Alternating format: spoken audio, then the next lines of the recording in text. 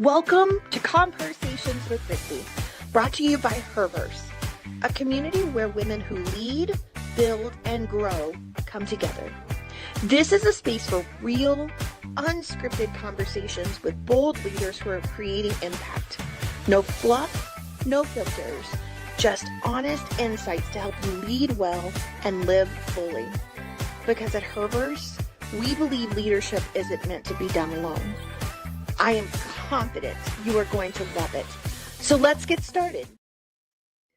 Hi, everyone. Welcome to this week's episode. I am incredibly excited to have Christina Lenkowski on today. Christina, nobody can introduce themselves the way that they do. So I'm going to turn it over to you, my friend, and let you introduce yourself. Thank you so much, Kristie. I am so excited to be here today in front of your audience. So my name is Christina Lenkowski, and I am a podcast publicist. So what that means is I help get our clients booked on podcasts that are full of their ideal audiences. I've been doing marketing and PR for over 20 years at this point, both in-house and for agencies. Went off on my own in around 2015 and then started this company in 2020. And I just absolutely love and believe that more voices, particularly those of women, should be out there on the airwaves. And I love making that happen. And that's what I get to do day in and day out. We've gotten our clients booked on 1,000 podcasts at this point and gotten them in millions of earbuds over the past couple of years. And I just absolutely love hearing those voices get raised even more. Oh, I love that, right? It's so important to have women's voices heard. Yes, yes, yes. But I want to dive in by asking you, why is it important for a woman or a man, but why is it important for us to be getting on podcasts and to be seen and to be heard? I think that the reason that podcast guesting is so important for so many business owners, men, women, whoever, alike, is we get really caught up in our own stuff. And so what I mean by that is our marketing is a bit of I always kind of look at it as like a bit of a pie, right? And there's owned, earned, and paid are the three kind of parts of marketing or different kinds of marketing that you can be doing. And a lot of people focus on 2 out of the 3. So there's paid marketing, which is, in a shock to no one, what you pay for, right? So ads, that might be an influencer campaign, right? Something where money is exchanged, okay? Then we have owned, which is the channels that we own. So, I mean, we don't own, unless Mark Zuckerberg's listening in, we don't own Meta, we don't own these things, but we own our little bit of it and what goes out on those platforms, so that's our website, that's socials, that's our e-newsletter, our podcasts, like, Kristie, what you have right here, that's an owned marketing channel for you, right? You control what goes out on it. And then there's earned, and earned is where publicity comes into play. And that is where no money is exchanged. You are not paying to be a guest on a podcast. If people ask you to do that, you send them to me because I have some strong words for them. Okay. But that is not what earned media, earned marketing is. It is where there is a value exchange. You are getting in front of a new audience, and in exchange, you are bringing value, thought, insight, right, et cetera, to that audience. So this could be podcasts, but it could also be TV, radio, print, right? There's all kinds of different genres in there. And so what happens, or what I see a lot, especially in the online entrepreneurship world or online business owner world, is we get really caught on those owned and paid channels, right? Yeah. We like to have control. And I totally get that. I'm a business owner myself. I absolutely understand. But when you show up on someone else's channel and in front of new audiences, that is where, in my opinion, money gets made. A lot of people get stuck on just, posting to their social media channels, just sending out to their e-newsletters, et cetera. Those things are all great. Don't get me wrong. I do them too. But those are a lot of like building trust with people that already know you. We need to be regularly getting in front of new people. And guesting on podcasts is a great way to do that. I love that. And it's interesting to hear you talk about that because I totally agree with you. I really do. Like getting out in front of new audience. Because I didn't want to have to leave. Okay. I love it. Yes. You're right though. Like getting in front of that new audience, if the only audience you're sharing with is your audience, then you're not expanding and growing, right? But the opportunity to get in front of new audiences where you grow. So I couldn't agree with you more, but I will tell you my experience being on the other side of the table and being the host is that a lot of people have fear around being a guest on a podcast. And from your standpoint, like, do you experience that same thing? And if so, like, where's that fear coming from, and what do people do about that? Absolutely. I mean, I definitely have experienced fear in podcast guesting, and I think anybody has experienced fear in podcast guesting, especially the first times that they do it, right? Because it's nerve-wracking. You're going to be talking to someone about something you're an expert in, but you don't know how people are going to react to that, right? And that is nerve-wracking in itself. So that's a very real fear. But I think that there's a lot of things that we can say to ourselves to counterbalance that. One thing I said to Kristie before we dived in was like, podcast guesting is actually the perfect marketing form for introverts. A lot of my clients are introverts. And the reason that it works so well for them is because, and I say this because as a stone cold extrovert, like, I have a different perspective on things, but I know this from a lot of my introvert clients is they love guesting on podcasts because it is a one-on-one conversation. Yeah. Right now, this is just me and Kristie. There aren't other people listening in, there isn't whatever they might be, et cetera. But I don't know that. What I'm seeing is a one-on-one conversation that I get to go deep with somebody who's also interested in what it is that we're talking about, et cetera. Have a real, genuine conversation. Yeah. So I think once a lot of people realize that, particularly those that might be a little shy about like, look, I'm not looking to get in front of stage, I'm not looking to go on stages in front of 100 people. I'm not looking to go and be doing all these different things. They realize, oh, this is actually something that I can do very authentically and something that I really enjoy. I love having a one-on-one conversation with somebody. I love, doing these types of things. Now it's just going to happen to go out in front of their audience later on. Yeah. I think another thing that people stress about is they're going to mess up, right? They're going to say the wrong word. They're going to, if you're me, accidentally swear. I do that all the time, all the time. But what I think is important to note is like, so what? Okay. And what I mean by that is like 95% of the time you do a podcast interview, it's pre-recorded. Okay. So meaning if you just absolutely mess something up, right? Which again, I have done, I guarantee Kristie has done, we have all done at some point. It is very easy to say to the host, hey, I'm sorry. Can we stop that? And can you ask me this question again? Every host that I've ever been on is happy to do that. These hosts, and again, Kristie can attest to this as a host herself, but like, they're not out to get you. Okay. No. They are trying to put on the best show they possibly can for their audience as well. So like, never has there been a problem. The dog starts barking. My kid barges in. Like I said, I accidentally swear and that's not cool on their show. You know what I mean? Like these are all instances where I'm like, hey, I'm sorry. Can you just cut and can we take that one from the top and then I can answer it again? Right. Not a problem. All good. Kristie, I don't know if you want to dive in on that from a host perspective of, kind of taking the pressure off for guests as well. No, I love that. And I want to dive into both things that you said too, because I think you're right. I hadn't necessarily thought of it from that perspective of like being an introvert, like this is just a one-on-one conversation, but it really truly is. I mean, I've been on a guest on a countless podcast at this point, and you totally forget that there are other people that are going to listen to this. Yeah. And I'm just diving into this conversation and we're going back and forth. And, it really truly becomes about the two of you in this space, having just a conversation about, whatever the topic is. Whatever it is. Yeah. Mm-hmm. So for me, it's really, I totally agree with that. And I think it's important to find a topic that you're just comfortable talking about. That makes sense for you, where you if you do mess up and say the wrong word, it's okay, just keep going. Yeah. And Yeah. it's really truly not a big deal. I can't tell you how many times I've accidentally said a wrong word and went, what did I just say? I just blacked out. What did I just say? Like, wait a minute, that was not the way I wanted it to. And it's really not. And listen, whether that host re-records it or cuts that out or or you just keep going and it all ends up turning out just fine.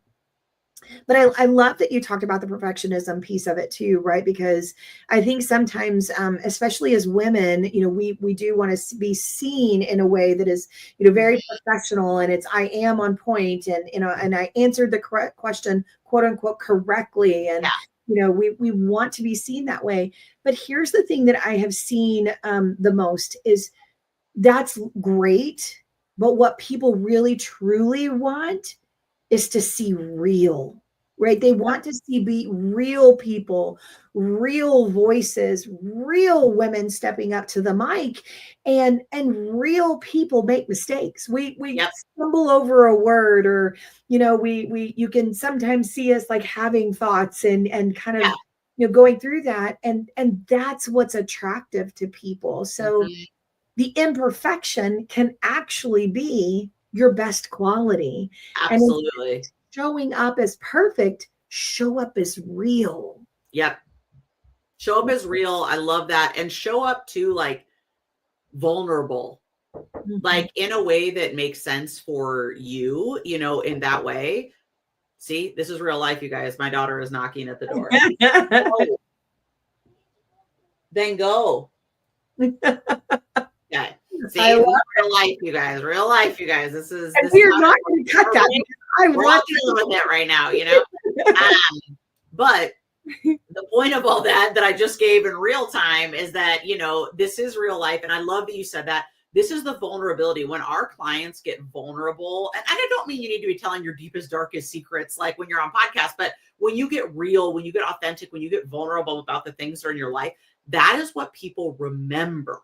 Right? Yeah. That is what people really, really resonate with. They're like, this is someone that gets me. This is someone that understands what I'm dealing with in my life as well. So don't be afraid of that. Don't be shy about that. Like, that is the stuff that really makes you what people are going to relate to. Yeah, I couldn't agree more. And I really it really is the vulnerable and the authentic piece, right? When we try to show up perfect is when it doesn't feel authentic, and it's like, wow, that was just like a TV character or a movie character that showed up, and you don't relate to that whatsoever. But when real shows up, it's like, oh, she's human. Like, yes, and you really can see the human side of a person, and that's relatable. That's what does resonate, and that's where authenticity really does show up. Absolutely. I love that. And it's just so true. Who wants to like hang out with someone further who just seems like a robot? Right? That's not what we're really looking for. For some reason, this popped into my head, this example. But like, did you ever watch Sex in the City? Like back in the day? Okay. So remember when Charlotte gets married to Trey and she has like the perfect wedding, but then it's like a disaster of a marriage. And then she gets married to Harry later, and it's like everything that could go wrong in the wedding goes wrong. But then it's like a very, very happy, healthy marriage that they have, right? Like, I don't know why I've literally never used this as an example before. Maybe it's because we have these like fun pink couches here. It's just like, I'm just like thinking very city-like, but I think that's just like an example of what people are going, like what you think they want versus what they really want. Yes. Right? Like what you think they want is that perfection, this or that, but what they really want is that real life is happening. This is what's going on in my world and how I'm moving forward with it. Yes. And the beauty of what you just said is, as we're talking about this, Christina, I'm thinking about not just in podcasts, but in leadership too, right? Mm-hmm. As we're leading these companies and, we're developing team leaders and all of these things, they want that too in that environment, not just on podcasts. Such a good point. right? As a leader, I would definitely very much so prefer someone who is showing up authentic and sharing, what's going on in their life, what is hard for them, and not having to be that perfect person all the time. And I've said this a few times on the podcast and in different conversations. As women, that is what we've been accustomed to, and it's been kind of in our face, though, from a very early, like young age. It's images of perfection, right? We grow up, we start with princesses, and they're all perfect. Yes. And then we change into school life, and we have to have straight A's, and we have to be the perfect student. As we graduate and we start developing our own like home life and family life, we have to have the perfect home with the picket fence, and it has to be perfectly clean. And my friend, all of those images of what you're getting, there's a whole lot that's happening behind the scenes. Yes. Imperfect. Like it is not perfect whatsoever. I oftentimes think of like a magazine picture, right? And I guarantee you, whatever's behind that camera does not look like what is in front of it. It's so true. So true. Whenever we have, like, I had a friend come over the other week, to my house, and like we were hanging out, having a glass of wine on the back patio, whatever. And she came in, and she doesn't have any children or anything, but she came in, and I was just like, sorry, we live here. Like, I mean, there's just stuff everywhere. You know what I mean? Because at a certain point, and she just laughed. She's like, oh, girl, it's like totally fine. You know what I mean? Yeah. And I just say this to like highlight what you're saying so much of like that's not real life, right? And the authenticity is what also will put people off their guard, right? They're very, like, they realize they also don't have to be in this perfect place to be showing up there. Like they can just be showing up real. You know what I mean? Like if my buddies are coming over, I don't feel the need to like clean this whole house top to bottom. You know what I mean? Like that's not really me. That's not the authentic thing. I mean, my parents are coming, that's a little different, but you know what I'm saying? Like, in these instances. And I think that that's an important thing for women to kind of know too, is like, we shouldn't expect that of other women. And that's not necessarily what other women or other individuals are looking for us to all the time as well. Yeah. I love that you said that about the home and inviting your friends over, because I went into a friend's home and it said, sorry, the house is dirty. We live here. And I love that. I like saw it on a sign once too. And I totally stole that. It's just like, yeah, we live here. I don't really know what to tell you, like this is the most real thing, right? I mean, we have kids that are running around the house. To arrive at my home and to expect things to be like perfect. When you have young kids in the house, that's just not reality. But also on the other side, like I'm just thinking, what freedom are you giving that person, the permission that you're giving to that person on the other side, that they don't have to be perfect too.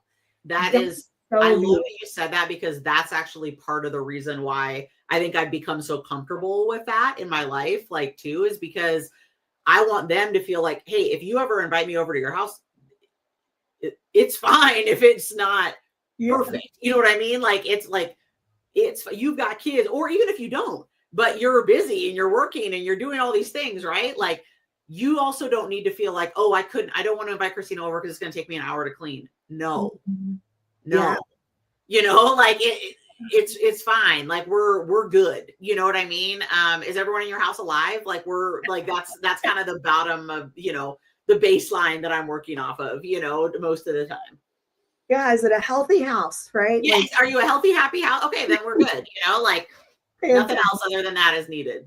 I love that. That is such a fun way to have this conversation too, because I think it's important on podcasts or in real life, in leadership and business, is to show up as real people, and the freedom and the permission we give that person on the other side to now show up as their authentic and true self.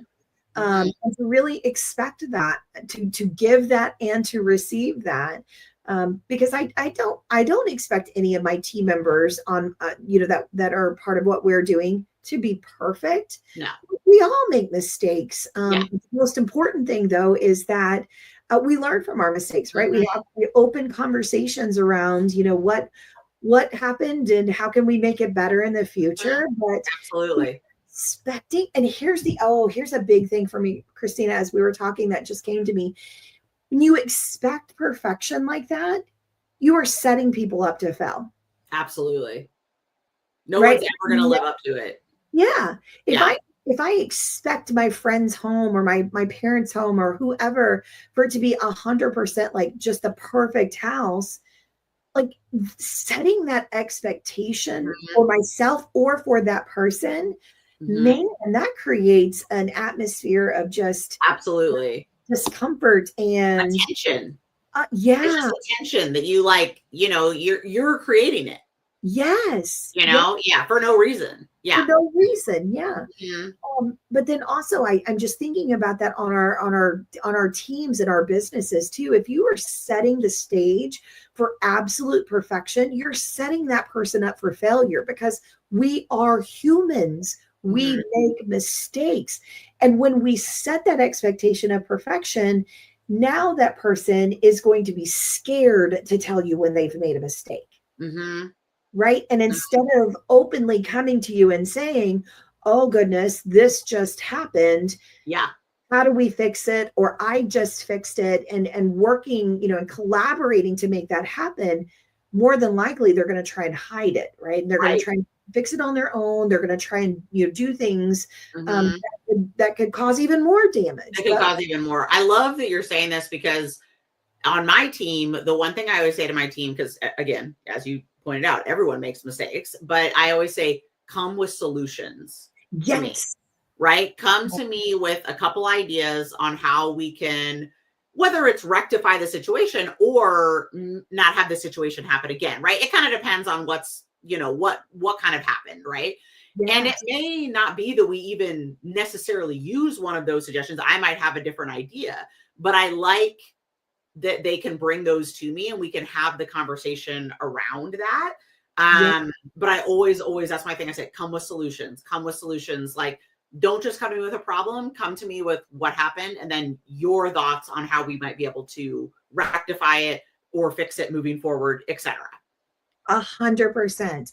I teach my clients that I coach an acronym. It's IBARP, right? Help me identify what is the issue. I need to know enough about what's going on. B is background. Tell me what I need to know. And listen, friends, what's the deal? Know what colors and the smells are and all, but give me enough detail that I know what's going on. What is your assessment? What have you already thought about all of this and how it happens? The R is recommendations, kind of your solutions, right? What are you recommending we do to solve this? And then P, priority. What is the priority on this? Are we prioritizing something that is very minimal, that is not really truly a concern, and we could have talked about this next week? Or is it like, no, the house is burning down and we actually absolutely have to address this today? So there's so many tools and things that we can use. Yeah. And it's opening up those conversations, right? Of being able to, present an issue and raise our hand and say, man, I am not a perfect person. And I need some help with this. And those things are fine. Yeah. It's absolutely fine to do that. And so I love that this conversation went in this direction. I know we kind of went until, but I love it. That is like the beauty of podcasts, you guys, is like, this is just a conversation, a one-on-one conversation. So really just like a normal conversation, it's kind of gonna take tangents and go on different ways. And that's what makes it interesting for us as guests or as the host, but also the listeners.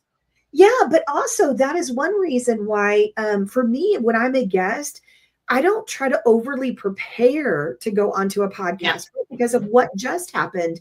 If I spend 2 hours preparing for a certain conversation and then I get in and we spend 5 minutes talking about that and 30 minutes talking about something else, just go in and be natural, be yourself, and you already know your see, I almost accidentally swear there. You already know your stuff. Yes. Right? Like you already know it. I love that you're saying this.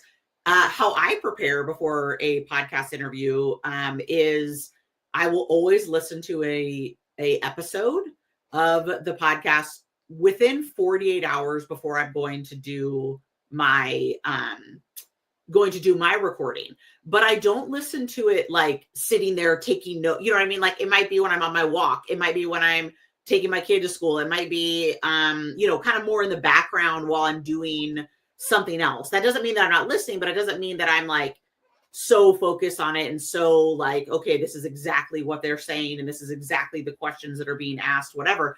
But I do really like to get an idea of the vibe. And I like to know like, okay, do they ask anything of all their guests, right? Or like how, you know, Kristie, you're like, I'm going to have you introduce yourself. Guess what? I already knew that because I listened to these, right? So like it didn't come out of nowhere when she said that. I was like, oh, okay, cool. Like you know, like I'm ready to go. And so that for me is like the main way that I really prep beforehand. And then just knowing what the topic is that we're, to your point, mainly going to focus on, right? Like there could absolutely be different tangents, different things, you know, et cetera. But for the most part, what is that like overarching thing that we're going to be speaking about? Exactly. And I think what you're saying is important too. I do the same thing. You know, I listen to an episode or two, you know, before I go on. And you're right. It's not taking notes and understanding, you know, it's understanding format and getting a general idea of the vibe and what to expect, right? Which is a great way, by the way, for us to transition because you know what I'm going to ask you next, right? She's ready. Ready. Thank you so much for being on today. This was such a fun conversation too. Yes, thank you. I very much enjoyed it. I haven't even had my coffee yet and I enjoyed it. So that should tell you I did really enjoy it. Yes, that's amazing. So just thank you for being on. Thank you for having this conversation. And really, truly, thank you for giving permission, you know, for it to not be perfect and to just go with the flow and enjoy. And I think that's the biggest thing for me when I'm thinking about going on a podcast is, do I want to be prepared for what the vibe is and all of that? Yes. But I really want to go and enjoy. Have fun. Have a real convo. Yeah. Just have a natural conversation. Love it. Love it. Well, friend, listen, thanks again. But I want to end our conversation with 3 questions, as you know. Yes. I want to start with honor. You know, it's really important to me that we honor the women that have come before us and laid a foundation for, you know, all the things that women are able to do in our world today. There's so many women that fought for our rights. So I'd love to know from your perspective, you know, who is a woman that you would love to honor? I know that you probably have a lot of people say this, but for me, truly, I'm going to say my mom. And the reason for that is my mom was the breadwinner in our family growing up. My mom was someone who was a businesswoman, you know, and I think it was amazing to see growing up someone who was growing in their career, but also had a family and took care of their family. And I mean, my father was also very involved in our life, you know, and things like that. So you know, he was also doing a lot for us as well, but they both were really active in our life, really there for us a lot. And by us, I mean me and my sister. But we were also able to see that you could have what you kind of wanted, right? You could have a career that you really wanted and have the family life that you were looking for as well. Now, does that mean that that was easy to do that? No, I'm sure it was absolutely not. That was also when, like, you know, they were going into the office, you know what I mean, et cetera. But I think that particularly in a time like for this, we're talking 1980s, 90s, you know, early 2000s, that still wasn't very common for like both parents to be working, but also for the mom to be the breadwinner in the family. And I know that that caused its own issues, but being able to see that as a young girl, I definitely think shaped a lot of like what I believed I would be and could do later on. I love that. Yeah, what a beautiful example for you too. I just love. What about a woman of a current generation that is either in leadership or business today that you either hope to empower to be her best or that empowers you to be your most? I think that someone that I really, really admire is Rachel Rogers of Hello 7. With her, she has a book called We Should All Be Millionaires. And it really focuses on women and people of color talking about why we should all be millionaires, and kind of how a lot of us get in this mindset of like, oh, what I have is enough. What I have is enough, et cetera, or I'm good with this, et cetera. And her kind of, over the years has given me repeatedly kicks in the butt to be like, no, like more, than this. And not just money, but knowing that what the life that I want to actually lead. And also knowing that, yeah, we're not all millionaires so that we can have fancy boats and big houses and whatever, but so that I can give to the causes that mean to me, that I can change society in the way that I want to change it. And so I think for me, that was a really big mindset shift that, has inspired me over the past many years. I love that. That's amazing. And you're right. Charity is such a, giving back is such a huge part of and when most women have money, they give they give their money differently than men.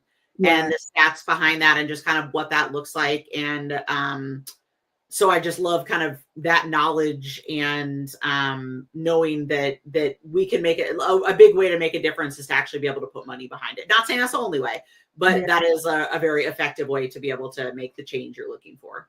Oh, I love that. Absolutely love that. And then what about a woman of a future generation that you hope to inspire? I think I know the answer to this. Yeah, you probably know the answer to this, but I would definitely say the little one that came knocking during this.